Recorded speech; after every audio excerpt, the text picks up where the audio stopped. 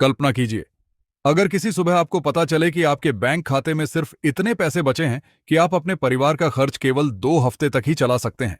अब सोचिए, अगर यही स्थिति किसी व्यक्ति की नहीं बल्कि पूरे देश की हो।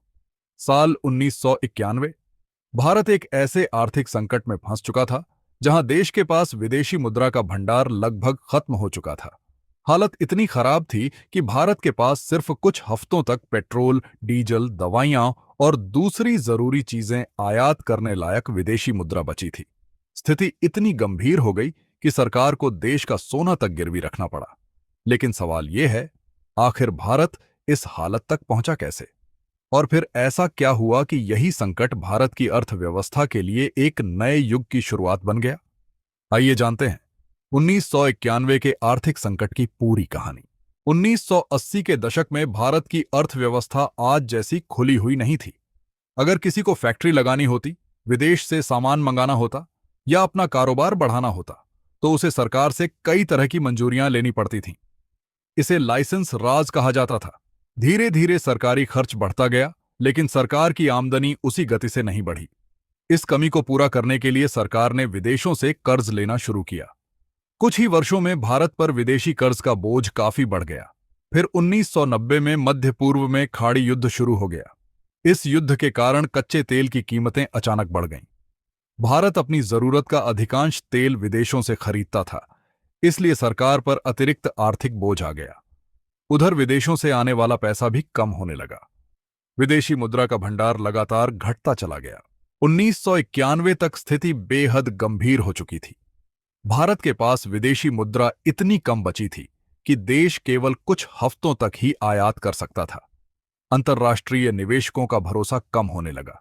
दुनिया को डर था कि भारत अपने विदेशी कर्ज का भुगतान नहीं कर पाएगा, यानी देश के सामने डिफॉल्ट का खतरा था। ऐसे समय में सरकार के पास बहुत कम विकल्प बचे थे। आखिरकार भारत ने अपने स्वर्ण भंडार का एक हिस्सा विदेश भेजकर गिरवी रखा, ताकि जरूरी विदेशी मुद्रा मिल सके और देश तत्काल आर्थिक संकट से बाहर निकल सके। यह फैसला भारत के इतिहास के सबसे कठिन आर्थिक फैसलों में से एक माना जाता है। इसी दौरान पीठासीन वी नरसिम्हा राव देश के प्रधानमंत्री बने। उन्होंने एक प्रसिद्ध अर्थशास्त्री डॉक्टर मनमोहन सिंह को वित्त मंत्री बनाया। डॉक्टर मनमोहन सिंह ने संसद में अपना ऐतिहासिक बजट पेश किया।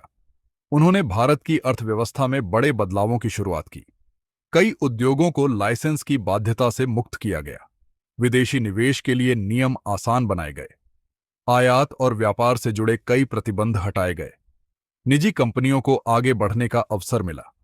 इन फैसलों का उस समय काफी विरोध भी हुआ, लेकिन सरकार अपने निर्णय पर कायम रही। यही सुधार आगे चलकर भारत की अर्थव्यवस्था की नई पहचान बने। आर्थिक सुधारों के बाद धीरे धीरे भारत की स्थिति बदलने लगी। विदेशी निवेश बढ़ा, नई कंपनियां आने लगीं, रोजगार के नए अवसर बने। आईटी उद्योग ने तेजी से विकास किया। भारत की अर्थव्यवस्था दुनिया की सबसे तेजी से बढ़ती अर्थव्यवस्थाओं में शामिल होने लगी। आज भारत जिन बड़े उद्योगों, स्टार्टअप्स, टेक्नोलॉजी कंपनियों और वैश्विक निवेश की बात करता है, उसकी नींव 1991 के आर्थिक सुधारों में ही छिपी हुई है। 1991 का आर्थिक संकट केवल एक मुश्किल दौर नहीं था, यह भारत के इतिहास का सबसे बड़ा टर्निंग पॉइंट साबित हुआ। कभी कभी सबसे बड़े बदलाव सबसे कठिन परिस्थितियों से ही जन्म लेते हैं। अगर उस समय साहसिक फैसले नहीं लिए जाते, तो शायद आज भारत की अर्थव्यवस्था बिल्कुल अलग होती। 1991 हमें यह सिखाता है कि किसी भी देश की सबसे बड़ी ताकत केवल उसका पैसा नहीं, बल्कि सही समय पर लिए गए सही फैसले होते हैं। अगर आपको यह डॉक्यूमेंट्री पसंद आई हो तो वीडियो को लाइक करें, चैनल को सब्सक्राइब करें और कमेंट में बताइए कि अगली केस स्टडी किस विषय पर देखना चाहेंगे। धन्यवाद।